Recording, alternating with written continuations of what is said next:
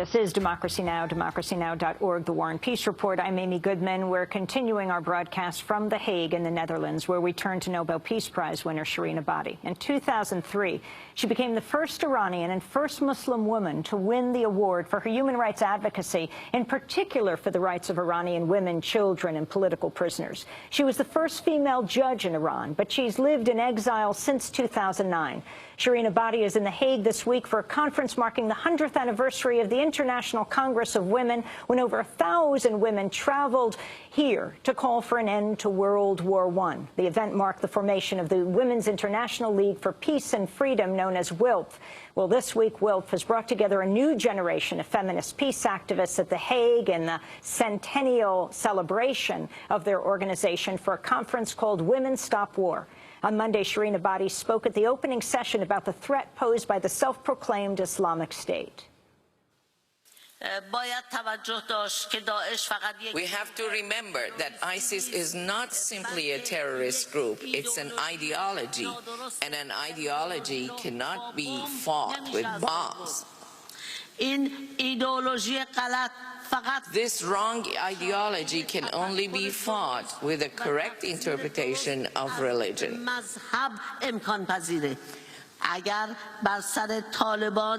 Had books been thrown at people at the Taliban instead of bombs, and had schools been built in Afghanistan, 4,000 schools could have been built in memory of the 4,000 people who died on 9/11. At this time, we wouldn't have had ISIS.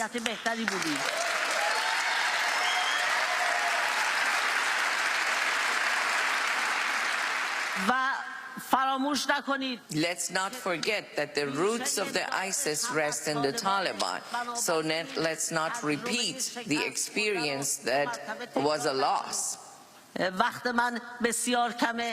only have a very short time to speak, so I have a specific suggestion for the United Nations. I demand that the United Nations, through a convention, encourage all countries to reduce their military budgets by 10% and use it for the education and welfare of the people.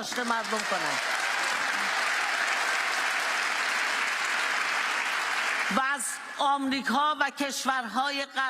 I want to ask the United States and the Western world to throw books at people. You will see that we will have a better world in the future.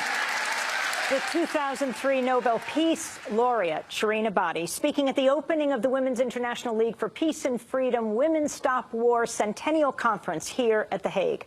On Sunday, I interviewed Shirin Ebadi at a gathering of Nobel Peace Prize winners, the women winners at the Nobel Women's Initiative. I began by asking Dr. Ebadi to talk about the significance of the framework deal agreed to by Iran and world powers to curb Iran's nuclear program for at least a decade. I hope that the negotiations come to a conclusion, because the sanctions have made the people poorer, and there is a lot of economical pressure in Iran. Of course, the extremists on both sides, both Iran and America, do not agree with the agreement. Me personally, do not approve of the nuclear program of the government, because it's very expensive and also economically doesn't respond to what we need. We could have spent much less money and invest in solar energy. In general, nuclear energy powers are not good for the environment of Iran Iran is located on earthquake faults, and we are scared that something like Fukushima could happen in Iran. Therefore, our national interest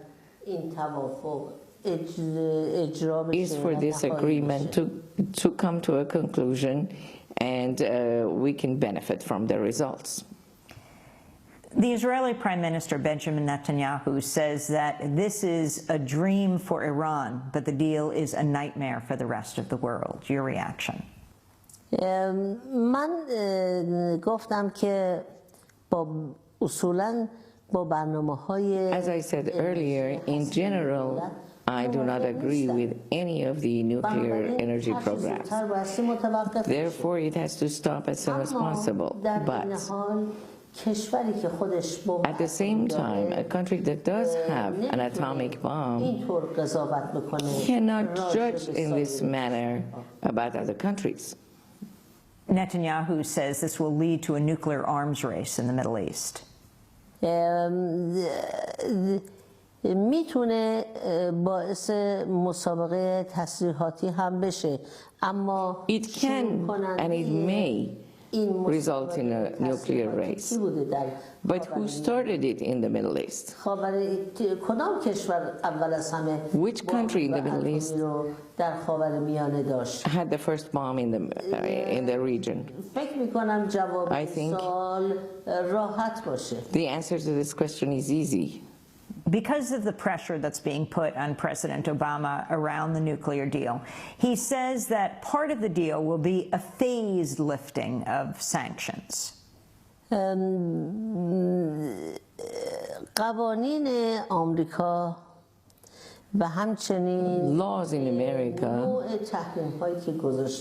also the type of the sanctions, این اجازه رو بده که همه رو یک جا do not provide that the sanctions be lifted at one time. It's very natural that it has to be done in phases. However, it shouldn't take a long time. این تحریم ها Sanctions باعث شده که have resulted in people becoming poorer. البته Of course, سیاست های اقتصادی دولت the economic policy of the government کاراپشنی که در ایران and the corruption that exists, و همچنین عدم شفافیت حکومت and also the fact that the government is not به transparent, اندازه تحریم ها به مردم صدمه زده. hurts people as much as the sanctions. In reality, فقط تحریم نیست که مردم it's not only sanctions that hurt the people, کاراپشن و عدم شفافیت but also lack of transparency, corruption, and the wrong economic programs of the government have made the people poorer. Dr. Ebadi, you can hardly be called an apologist for the Iranian government.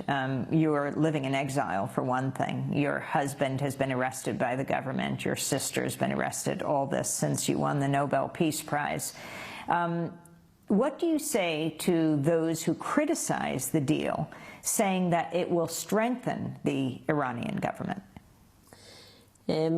انتقاد من از دولت ایران به خاطر I do criticize the government of Iran, but it is on the basis of violations of human rights and also the corruption that exists in the country. انتقادی که در آمریکا از حکومت ایران Whereas when the United States criticizes the government of Iran, it is due to the fact that they are scared that the government of Iran becomes atomic and becomes closer.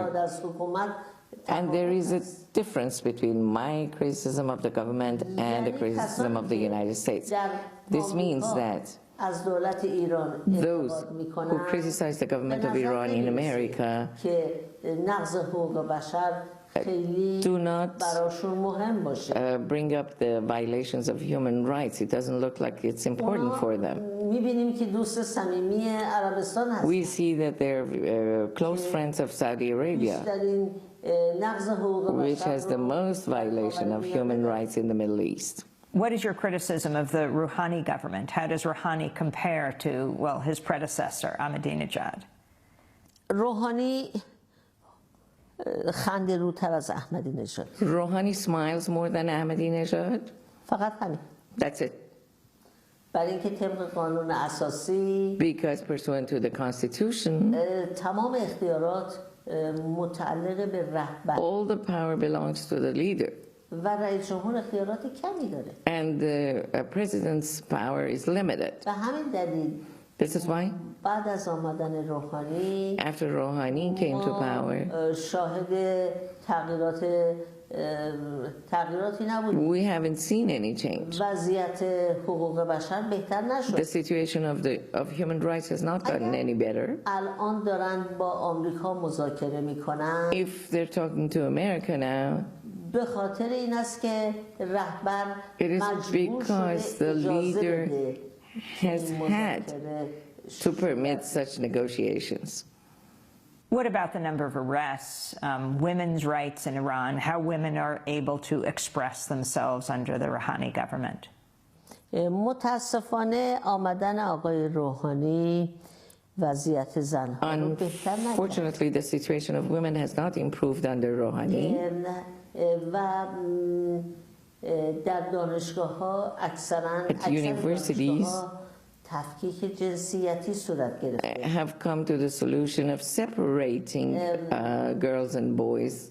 از کنسرت‌های موسیقی زنها Musical concerts. نوازندگی بکنن. Women cannot play instruments any longer. امری که سابقا میتونستن بکنن. Something they could do in the past. زندانیان سیاسی هنوز در زندان Political هستند. prisoners are still in prison. آقای روحانی وعده داده بود که موسوی و کروبی Mr. Rouhani had promised that Mousavi and Karoubi, who have not been tried but who are under house arrest, would be released. But up to now, he hasn't been able to do that صحبتی هم در این زمینه and doesn't even speak about it. Mousavi, Karoubi, both influential Iranian politicians, they ran against Ahmadinejad for president. موسوی نامزد ریاست جمهوری بود در سال Mousavi was a nominee in 2009.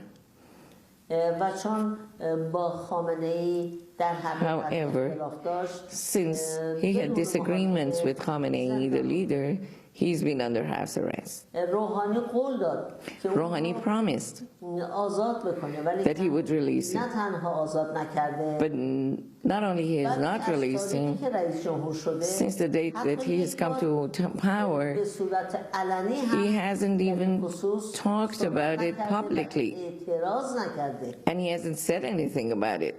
Dr. Ebadi, I wanted to ask your opinion of Marzia Afkham, the foreign ministry spokesperson. It's believed she will become Iran's first female ambassador since the 1979 Iranian Revolution.